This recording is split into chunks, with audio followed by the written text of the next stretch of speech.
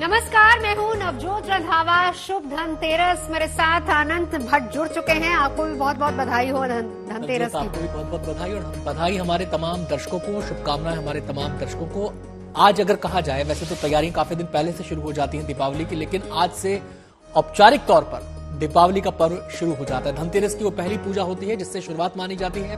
कल छोटी दीपावली और परसों दीपों की दीपावली सब लोग सेलिब्रेट करेंगे और आज जो रौनक है बाजारों में हर तरफ दिखाई दे रही है। लेकिन सबसे बड़ी रौनक तो अयोध्या में आज नजर आ रही है, क्योंकि देखिए दीपावली भले ही 2 दिन बाद हो, आज धनतेरस, और जैसा अनंत ने कहा कि आज से ही पर्व की शुरुआत हो जाती है, तो दिव्य भव्य तस्वीरें हम आपको अयोध्या से भी दिखाएंगे। लेकिन उससे पहले देखिए जरा बाजारों की रौनक, क्योंकि कहा जाता है कि धनतेरस पर खरीदारी करना बेहद शुभ माना जाता है। किसी भी अच्छे काम की शुरुआत अगर आप करना चाहते हैं तो भी। और ये एरियल तस्वीरें हम आपको अयोध्या की भी दिखा रहे हैं। कल का दिन बहुत अहम है जब रिकॉर्ड बनने वाला है अयोध्या में दीपों का।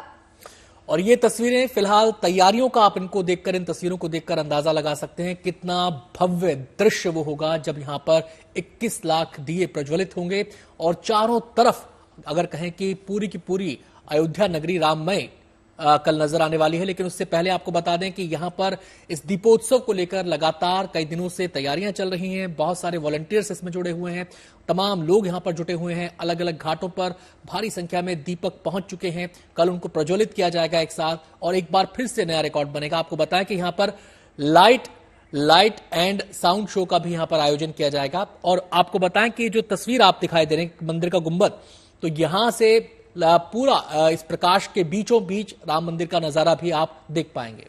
बिल्कुल।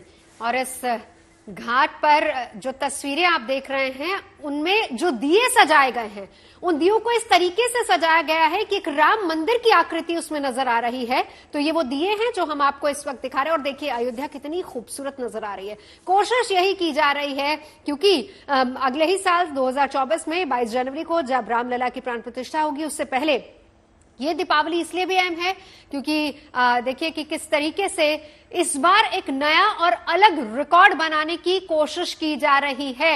सरयू के दोनों तरफ घाटों पर लगातार दिए लगाए गए हैं और कल दिए प्रज्वलित किए जाएंगे। और ये अयोध्या की तस्वीरें जब आरती हो रही है। जी, सरयू घाट पर इस समय आरती चल रही है। भारी संख्या में लोग यहाँ पर मौजूद हैं और आपको बताएं कि आरती में शामिल होने के लिए यहाँ पर इसी तरीके से श्रद्धालु पहुंचते हैं। और ये आरती तो इसलिए भी खास है क्योंकि दीपावली से पहले ये आरती की जा रही है और यहाँ पर तमाम जो भक्त हैं पूरी राम भक्ति में डूबे हुए हैं। और जैसे ही लाइट एंड साउंड शो की जो प्रैक्टिस लगातार यहाँ पर चल रही है, वो जब दृश्य होगा तो वो भी बेहद शानदार, बेहद दिव्य, बेहद भव्य नजर आएगा। और फिलहाल इस दिव्य उत्सव में शामिल होने के लिए हजारों की तादाद में लोग अयोध्या पहुंचे हैं। न केवल अयोध्या वासी इसका हिस्सा बनना चाहते हैं, बल्कि देश के अलग अलग हिस्सों से भी लोगों के पहुंचने का सिलसिला यहां पर शुरू हो गया है। बिल्कुल, देखिए वही तस्वीरें अयोध्या की, यानी अयोध्या को उसी रंग रूप में दिखाने की कोशिश की गई है। वैसे ही सजाया गया है कि जैसे प्रभु श्री राम का आगमन हुआ था, जैसे उनका स्वागत हुआ था जब वो लंका विजय करके अयोध्या लौटे थे, बिल्कुल उसी तरीके से और वही फील एक तरीके से देने की कोशिश भी है। और यही एक बड़ी वजह है कि दीपावली पर न सिर्फ अयोध्या वासी बल्कि बाहर से, दूर दराज के अलग अलग इलाकों से भी लोग यहाँ पर पहुंचते हैं। और सबसे बड़ी और खास बात तो ये है कि जो दियों का अलग से रिकॉर्ड बनेगा, साउंड लेजर शो जो वहां पर होगा, वो भी सबसे बड़ा आकर्षण का केंद्र होगा।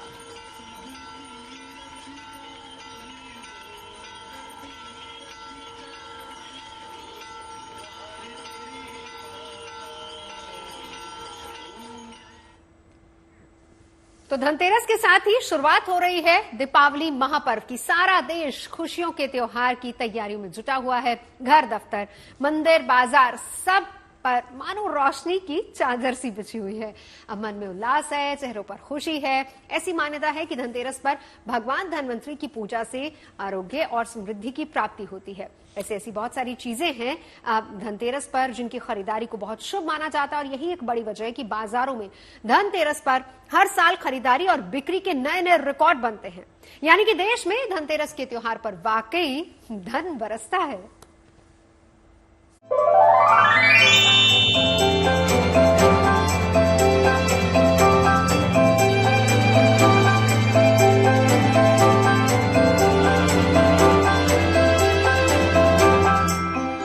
आस्था के महापर्व का शुभारंभ, देश पर चढ़ा त्योहारों का रंग।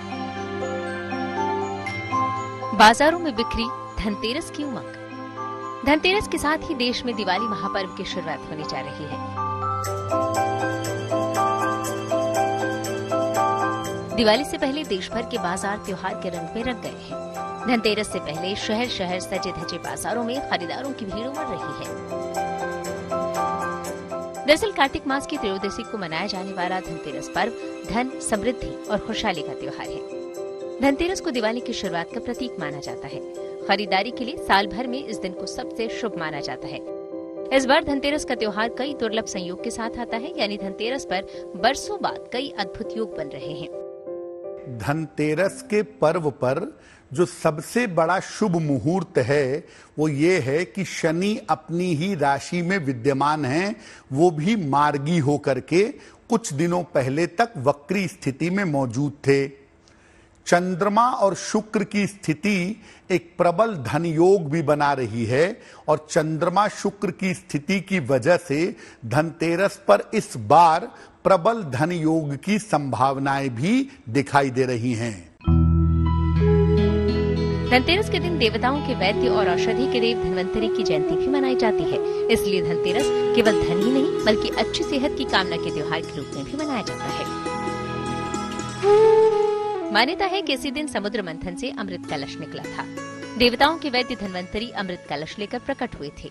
सेहत और आरोग्य के लिए इस दिन धन्वंतरी की उपासना होती है। धनतेरस को धन और संपन्नता की देवी लक्ष्मी की पूजा की शुरुआत भी होती है। साथ ही धनतेरस को धन की रक्षा से जुड़े देवता कुबेर का दिन भी माना जाता है। इन्हीं सब मान्यताओं के चलते धनतेरस के दिन भगवान धनवंतरी, माँ लक्ष्मी और धन के देवता कुबेर की पूजा की जाती है। माना जाता है कि इनकी पूजा से आर्थिक समृद्धि और अच्छी सेहत का वरदान मिलता है। धनतेरस का जो पर्व है वो संबंध रखता है कुबेर देवता से, इसीलिए इसका संबंध धन से है और ये संबंध रखता है धन्वंतरी से भी, और धन्वंतरी हैं देवताओं के वैद्य, इसीलिए इसका संबंध आपके स्वास्थ्य से भी है। बता दें कि धनतेरस के दिन शुभ मुहूर्त में खरीदारी ही नहीं बल्कि कुछ खास चीजों को खरीदने का भी विशेष महत्व होता है। इस खास दिन पर लोग घर में सुख समृद्धि को बढ़ाने की कामना के साथ नया सामान घर में लाते हैं। ऐसे में इस दिन कुछ खास चीजों को खरीदना बेहद शुभ माना जाता है। बहुत ही सौभाग्य का विषय है कि इस दिन यानी धनतेरस के दिन 5 महाभाग्य योग बन रहे हैं।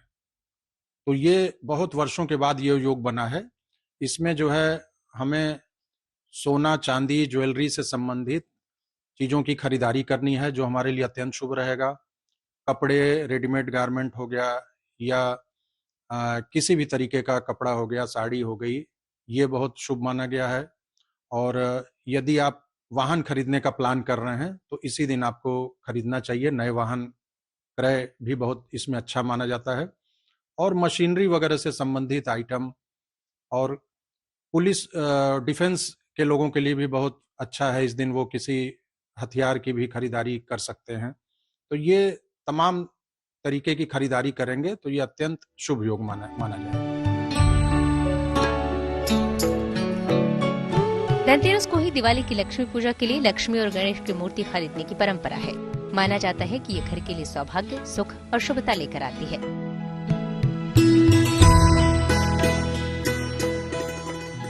धनतेरस पर सोने चांदी के गहने खरीदने को भी बेहद शुभ माना जाता है, लेकिन अगर जेब इजाजत न दे तो सोने या चांदी का सिक्का भी खरीदा जा सकता है।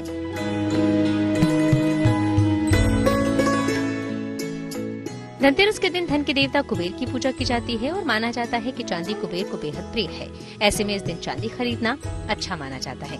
कहते हैं कि धनतेरस के मौके पर चांदी खरीदने से यश, कीर्ति और ऐश्वर्य में वृद्धि होती है।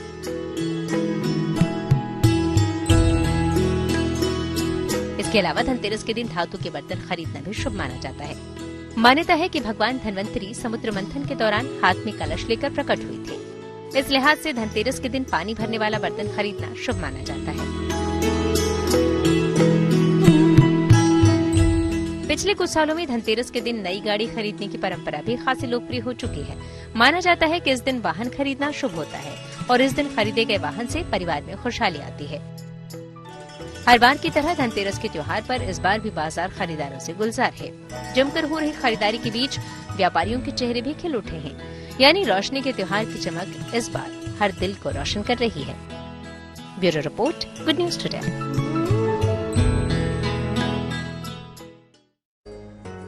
तो धनतेरस का शुभ मौका और इस मौके पर बाजारों की रौनक देखते ही बन रही है और हम आपको लगातार देश के अलग अलग हिस्सों से बाजारों की रौनक भी दिखा रहे हैं और ज्योतिषाचार्यों के साथ इस पर्व के महत्व के बारे में, इसकी पूजा विधान के बारे में चर्चा भी कर रहे हैं। तो सबसे पहले बता दें इस समय हमारे साथ कौन कौन मौजूद है।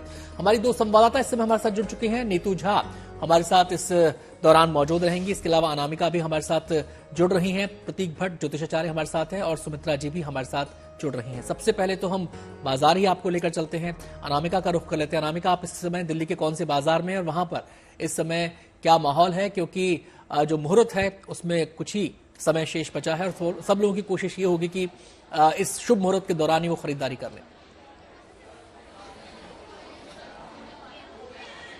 बिल्कुल अनंत, इस समय हम मौजूद हैं दिल्ली के करोल बाग में। अगर ज्वेलरी खरीदनी हो तो करोल बाग आना चाहिए, ये कहा जाता है। दिल्ली के जो बड़े बड़े ज्वेलर्स हैं उनके शोरूम यहाँ पे हैं और अगर हम आपको तस्वीर दिखाएं तो पूरा जो शोरूम है इस समय खचाखच भरा हुआ है। जमकर जो है धनतेरस पे खरीदारी चल रही है। अगर दूसरी तस्वीर हम दिखाएं तो बिलिंग काउंटर पे कतारें लगी हुई हैं। कुछ लोग खरीदारी कर चुके हैं क्योंकि सुबह 11 बजे के बाद से ही लोगों ने खरीदारी करनी शुरू कर दी थी और आज दुकानदारों का कहना है, ज्वेलर्स का कहना है कि रात के 12 बजे तक वो अपने जो शोरूम है वो खोल के रखेंगे, क्योंकि आज पूरे दिन साल में एक ऐसा दिन होता है जहां खरीदारी की जाती है। दूसरी चीज हम आपको अगर बताएं तो सोना और चांदी लोग आज के दिन खरीदना पसंद करते हैं। सिक्के जो है वो खरीदे जाते हैं। तो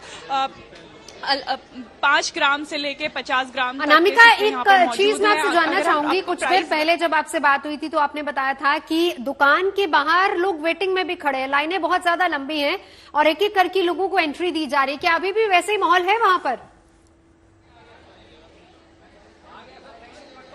बिल्कुल नवजोत, मैं आपको अगर तस्वीरों भी दिखा दूं तो आपको ये शोरूम के अंदर देख के ही समझ में आ जाएगा। कुछ लोग बैठे हुए हैं, कुछ लोग खरीद रहे हैं, लोग इंतजार में हैं, उनका नंबर आएगा। लेकिन ज्वेलर्स है उनकी तैयारी अच्छी है। जो लोग जिनका वेटिंग नंबर है उन्हें बैठाया जा रहा है, खिलाया पिलाया जा रहा है, क्योंकि आज के दिन जो है ग्राहक भगवान है। वैसे ग्राहक हमेशा भगवान होते हैं, तो तैयारी काफी अच्छी की गई है। लेकिन बिलिंग काउंटर अगर आप देख लीजिए तो आपको अंदाजा हो जाएगा कि इस बार बिक्री कितनी हो रही है, कितने लोग हैं जो वो खरीदारी कर रहे हैं। आते हैं अनामिका आपके पास, बिल्कुल, और आप बिल्कुल करोल बाग से तस्वीरें दिखा रही थी अनामिका, लगातार बता रही हैं कि कितना उत्साह लोगों में है खरीदारी को लेकर। सोने चांदी में लगातार खरीदारी हो रही है, लोग सोने के सिक्के खरीद रहे हैं, लोग आभूषण खरीद रहे हैं, चांदी के सिक्के खरीद रहे हैं। हम सीधे सुमित्रा जी का यहाँ पर रुख करना चाहेंगे।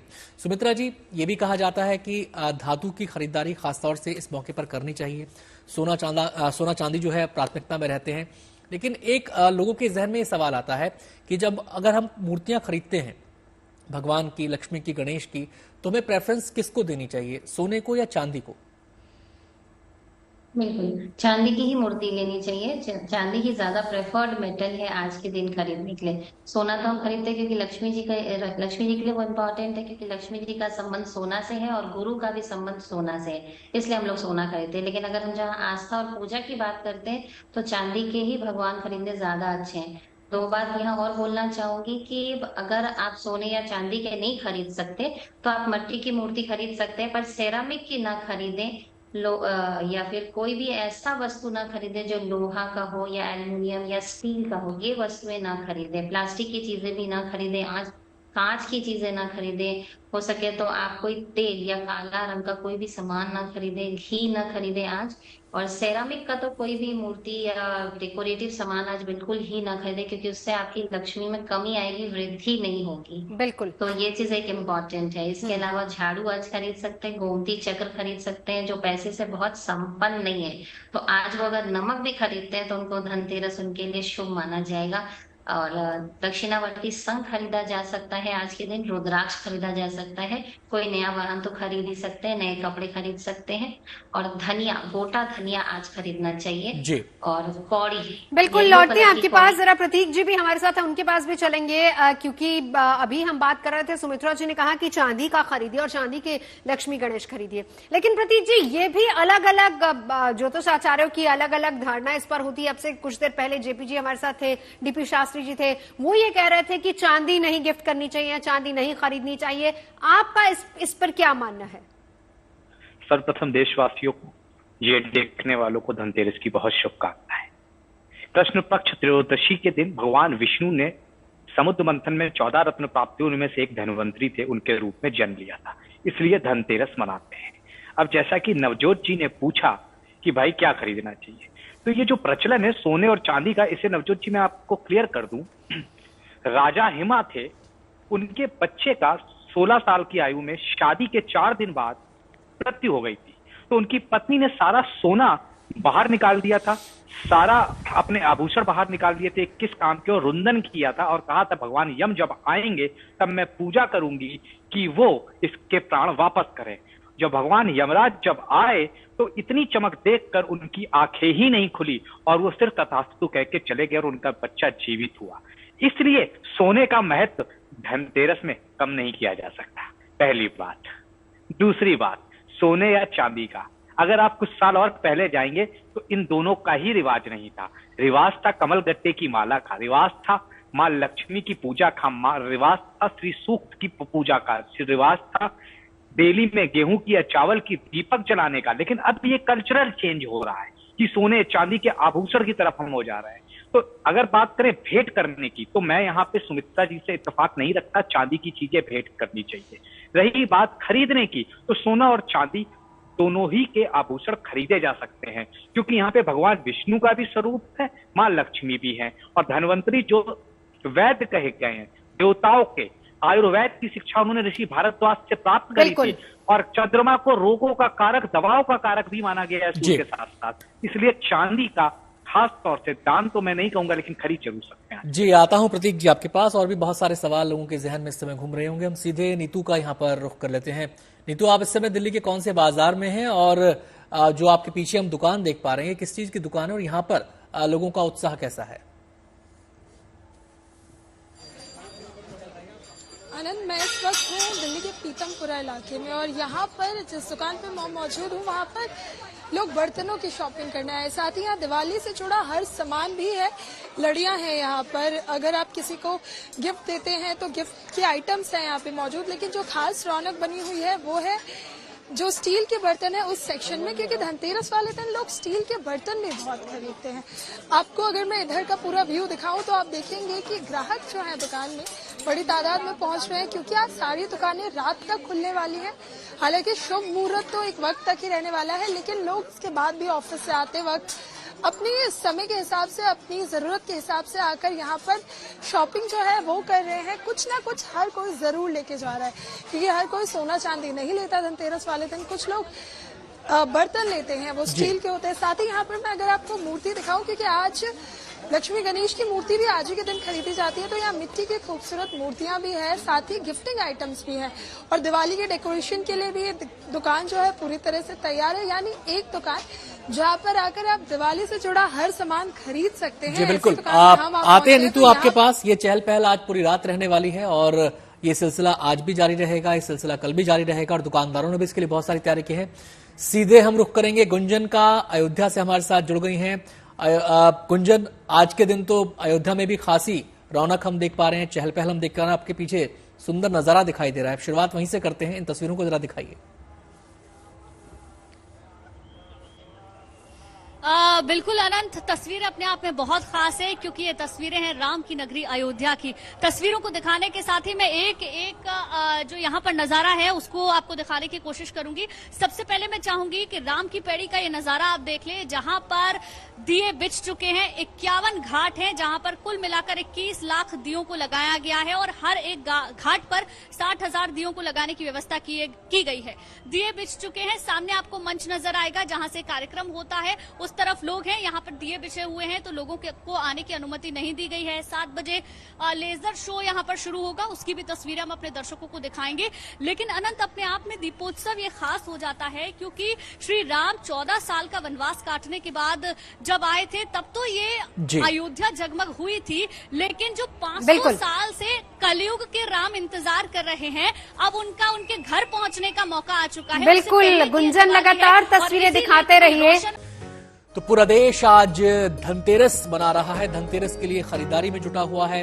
पूजा का समय भी करीब आ रहा है, पूजा भी होगा और इसके बाद लगातार ये सिलसिला उत्सव का चलता रहेगा दीपावली तक। हम सीधे रुख कर सकते हैं अयोध्या का, जहां पर मौजूद हैं हमारी संवाददाता गुंजन, जो अयोध्या की तमाम सुंदर तस्वीरें लगातार दिखा रहे हैं, क्योंकि दीपोत्सव वहां पर भी बड़े पैमाने पर भव्यता के साथ मनाया जा रहा है। और इस बार तो एक और नया रिकॉर्ड बनने की तैयारी है। 51 घाटों पर 21 लाख दीपक वहां पर प्रज्वलित किए जाएंगे दीपोत्सव के मौके पर। सीधे गुंजन का रुख करते हैं। गुंजन, 7 बजने वाले हैं, थोड़ा ही समय बचा है और सबकी निगाहें टिकी हैं लाइट एंड साउंड शो पर। क्या खासियत उसकी रहने वाली है? बिल्कुल अनंत, इंतजार हमें भी है। जब लाइट एंड साउंड शो शुरू होगा तो हो सकता है कि मुझे आपकी आवाज साफ सुनाई ना दे, क्योंकि यहाँ पर श्री राम के जीवन को चरितार्थ करने की कोशिश की जाती है लाइट एंड साउंड शो के जरिए, और यहाँ पर आवाज काफी तेज रहती है। उसकी तस्वीर भी हम आपको दिखाएंगे। 1-2 बार यहाँ पर टेस्ट जरूर अभी तक हुआ है, लेकिन वो बस महज 1 मिनट के लिए। वो तस्वीर मैं आपको दिखाऊंगी, लेकिन आप घाटों की रौनक देख सकते हैं। और ये सिर्फ राम की पैड़ी की तस्वीरें हैं। सरयू घाट के इर्द गिर्द जितने भी वहां पर घाट बने हुए हैं, यानी कि सरयू नदी के इर्द गिर्द जितने भी घाट हैं, वहां पर रौनक लगभग एक ही जैसी नजर आ रही है, क्योंकि दिए वहां पर सजे हुए हैं। इंतजार है श्री राम के आगमन का। एक बार फिर से मैं चाहूंगी अनंत, आप तस्वीरें देख लें, क्योंकि तस्वीरें बयां करने के लिए काफी हैं कि श्री राम के आगमन की तैयारी अयोध्या वासियों ने किस तरीके से की है। सुबह से मैं यहाँ पर मौजूद हूँ, यहाँ के लोगों से बात कर रही हूँ, जो बाहर से लोग आए हैं उनसे भी मैं बात कर रही हूँ। बाजारों की रौनक हमने अपने दर्शकों को दिखाई। हर तरफ ऐसा लगता है मानो कि लोग ये मानते हैं कि श्री राम वाकई आएंगे और उनका राज्याभिषेक होगा, और उसी तरीके से अयोध्या वासी जैसे त्रेता युग में दीपावली मनाई गई थी, उसी तरीके से यहाँ पर दिवाली मनाने की तैयारी यहाँ के लोग करते हैं। बात बाजारों की रौनक की करें, चाहे बात घाटों की करें या बात सरयू की इस अविरल धारा की करें, हर तरफ एक आपको सौम्यता नजर आएगी। और इस सौम्यता में हर एक अक्षर यही बोलता है कि हर तरफ राम है। श्री राम ही हमारे आधार हैं, राम के बिना हम निराधार हैं। यही चीजें यहाँ पर नजर आती हैं। ये घाट अपने आप में बताने के लिए काफी है, क्योंकि जैसे जैसे रात होती जा रही है, रात अंधेरी है, और उस अंधेरी रात में जगमग जो लाइटें आज लगी हुई हैं, आप सोचिए अनंत, कल जब यहाँ पर दीपोत्सव मनाया जाएगा, ये तमाम दिए जो सजा दिए गए हैं आज, कल जब इन्हें प्रज्वलित किया जाएगा तो नजारा कितना ज्यादा खूबसूरत होगा। लोग यहाँ पर दूर दूर से भी आए हैं इस दीपोत्सव को देखने के लिए, रामलला के दर्शन करने के लिए। तमाम व्यवस्था सुरक्षा के लिहाज से भी यहाँ पर की गई है। और बात करें हनुमानगढ़ी मंदिर के आसपास की, रामलला के मंदिर के आसपास की, तो वहाँ की सुरक्षा तो हमेशा ही बहुत ज्यादा पुख्ता होती है। आता हूँ गुंजन में आपके पास, और आपसे मैं जानूंगा अयोध्या नगरी के बाकी हिस्सों के बारे में भी, क्योंकि जब आप अयोध्या में जाते हैं तो वहां पर कई बड़े बड़े द्वार हैं और उनको द्वारों को भी विशेष तौर पर सजाया जाता है। उसके बारे में भी आपसे हम चर्चा करेंगे और ये सुंदर नजारा भी लगातार हम दिखाते रहेंगे। फिलहाल हम सुमित्रा जी का यहाँ पर रुख कर लेते हैं, क्योंकि पूजा पाठ विधि विधान के बारे में भी हम बात कर रहे हैं, खरीदारी की भी बात लगातार हो रही है। अब जब बात खरीदारी की आती है सुमित्रा जी, तो ये कहा जाता है कि इस दिन झाड़ू खरीदना शुभ होता है और 2 झाड़ू खरीदने की सलाह दी जाती है। इसके पीछे की जो वो है तर्क है, वो क्या है? जी, हम जानते हैं कि लक्ष्मी जी 2 प्रकार की हैं। एक तो जो लक्ष्मी जी है, एक दरिद्रा है, और एक दूसरी जो लक्ष्मी जी है वो चिरस्थायी हमारे साथ हमेशा रहती है। तो इस साफ सफाई की देवी है, और हम जानते हैं कि दिवाली में ही जितनी घर की साफ सफाई, रंग और सारी चीजें होती है, वो पूरे साल नहीं होती। तो कहीं ना कहीं झाड़ू उसका प्रतीक है, और लक्ष्मी जी का भी प्रतीक माना जाता है, क्योंकि सफाई इंपॉर्टेंट है। तो इसलिए हम 2 झाड़ू लेते हैं, और इसकी भी पूजा होती है। और झाड़ू हमको लेना ही चाहिए, क्योंकि आप देखिए सबके घर के आसपास अभी झाड़ू वाले घूम भी रहे होंगे। तो जो लोग ज्यादा कुछ नहीं खरीद सकते, उनको तो झाड़ू जरूर ही खरीद लेना चाहिए।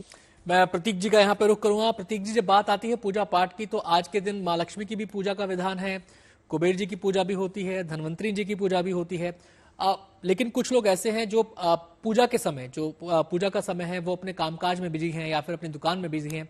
तो उनको आप क्या सलाह दे पाएंगे, कैसे वो अपनी पूजा को संपन्न करें, और क्या इस दौरान जो आपके लॉकर्स हैं, आपके सेफ हैं, या फिर आपके जो जगह हैं जहां पर आप अपना धन धान्य रखते हैं, उसकी भी पूजा का विशेष फल होता है?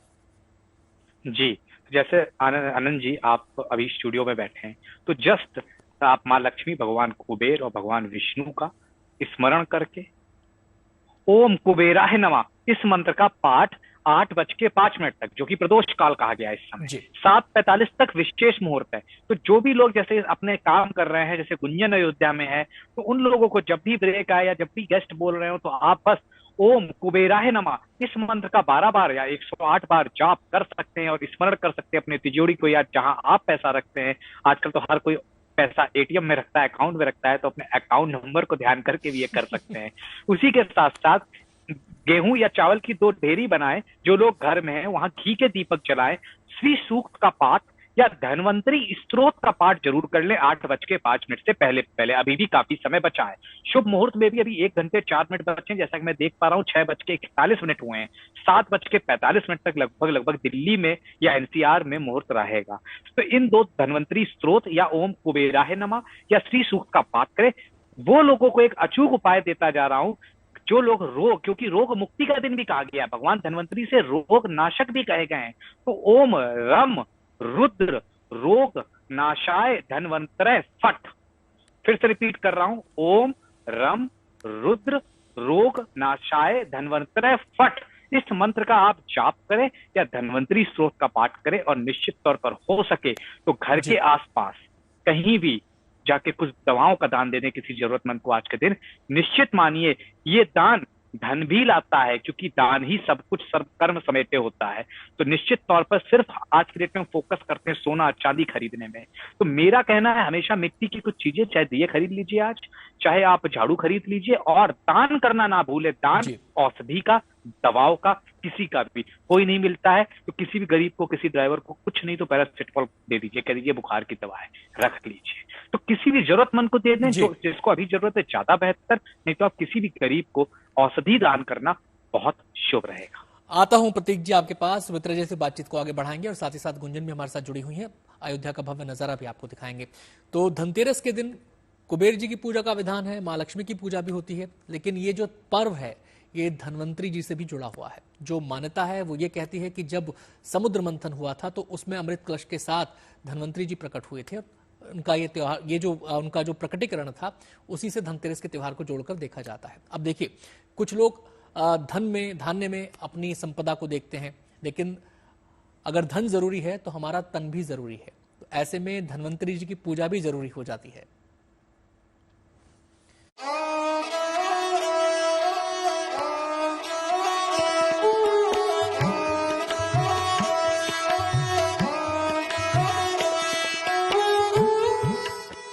आरोग्य के देव, आयुर्वेद के जनक, देवताओं की वैद्य। धनतेरस को पूजे जाने वाले भगवान धन्वंतरी को भारत में आयुर्वेद का प्रणेता माना जाता है। पौराणिक मान्यता है कि भगवान धन्वंतरी भगवान विष्णु के ही स्वरूप हैं।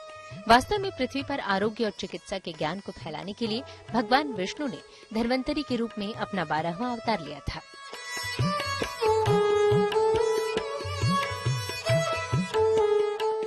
पुराणों में भगवान धन्वंतरी से जुड़ी कई कहानियां मिलती हैं, लेकिन समुद्र मंथन की कथा धन्वंतरी के प्राकट्य की सबसे प्रचलित कहानी है। इस कहानी के मुताबिक जब समुद्र मंथन हो रहा था, तब सागर की असीम गहराइयों से 14 रत्न निकले थे। धन्वंतरी उन्हीं रत्नों में से एक है। जब देवता और दानव मंदार पर्वत को मथनी बनाकर वासुकी नाग की मदद से समुद्र का मंथन कर रहे थे, तब 13 रत्नों के बाद कार्तिक कृष्ण पक्ष की त्रयोदशी पर 14वें रत्न के रूप में धन्वंतरी सामने आए थे। सागर मंथन की कहानी आगे बताती है कि जब भगवान धन्वंतरी सागर की गोद से प्रकट हुए तो उनके हाथों में अमृत का कलश था। लेकिन धन्वंतरी के प्रकट होते ही देवताओं और दानवों का झगड़ा शुरू हो गया। अमृत कलश के लिए देवता और दानवों के बीच छीना झपटी शुरू हो गई। इस झगड़े का अंत न होता देख भगवान विष्णु ने मोहिनी रूप धारण किया और असुरों को चकमा देकर अमृत कलश हासिल कर लिया। धन्वंतरी अमृत यानी जीवन का वरदान लेकर प्रकट हुए थे और आयुर्वेद के जानकार भी थे, इसलिए उन्हें आरोग्य का देवता माना जाता है।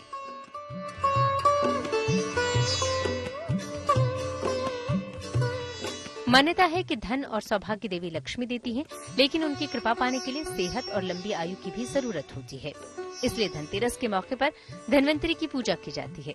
कार्तिक कृष्ण पक्ष की त्रयोदशी यानी धनतेरस को ही भगवान धन्वंतरी अमृत कलश लेकर प्रकट हुए थे, इसलिए इस तिथि पर बर्तन खरीदने की भी परंपरा है। धन्वंतरी देवताओं के वैद्य हैं और चिकित्सा के देवता माने जाते हैं, इसलिए चिकित्सकों के लिए भी धनतेरस का दिन बहुत अहम होता है। इसके अलावा आयुर्वेद की चिकित्सा करने वाले वैद्य धन्वंतरी को आयुर्वेद का देवता मानते हैं। कहा जाता है कि भगवान धन्वंतरी ने विश्व भर की वनस्पतियों पर अध्ययन कर उसके अच्छे और बुरे प्रभाव गुण को प्रकट किया। धन्वंतरी ने स्वास्थ्यवर्धन और चिकित्सा से जुड़े हजारों ग्रंथ लिखे थे, लेकिन उनके ग्रंथों में से अब केवल धन्वंतरी संहिता ही उपलब्ध है, जिसे आयुर्वेद का मूल ग्रंथ माना जाता है। आयुर्वेद के आदि आचार्य सुश्रुत मुनि ने धन्वंतरी जी से ही इस शास्त्र का उपदेश प्राप्त किया था, जिसके बाद चरक आदि ने इस परंपरा को आगे बढ़ाया।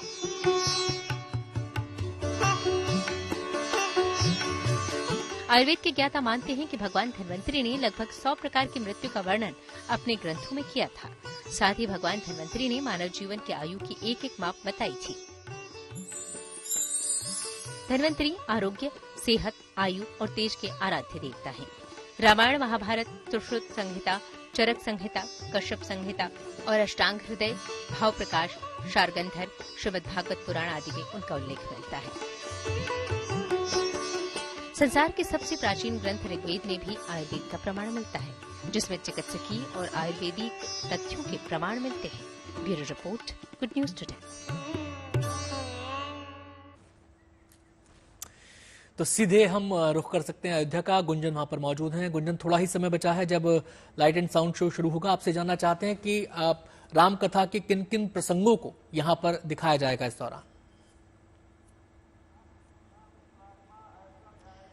बिल्कुल अनंत, यहाँ पर श्री राम की बाल्यावस्था से लेकर उनके वनवास तक और लवकुश तक के जो पूरा उसका वो है वो दिखाने की यहाँ पर कोशिश की जाएगी। लेकिन आपने मुझसे सवाल पहले पूछा था, जो द्वार बनाए जाते हैं, आपको बता दूं इस बार 25 द्वार बनाए गए हैं जो कि राम कथा से ही संबंधित है।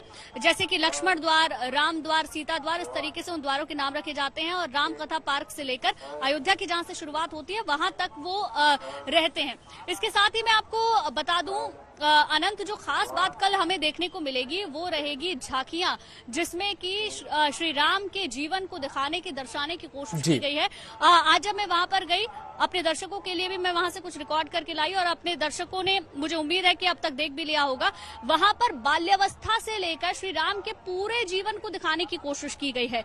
और हर एक झांकी इतनी ज्यादा खूबसूरत है जो कि कल नगर भ्रमण पर निकलेगी। कुल मिलाकर 19 झांकियां हैं कल जो निकलेंगी और एक है राम रथ जो कि राम कथा पार्क पर आज ही अब तक पहुंचा दिया गया होगा। आते हैं गुंजन आपके पास।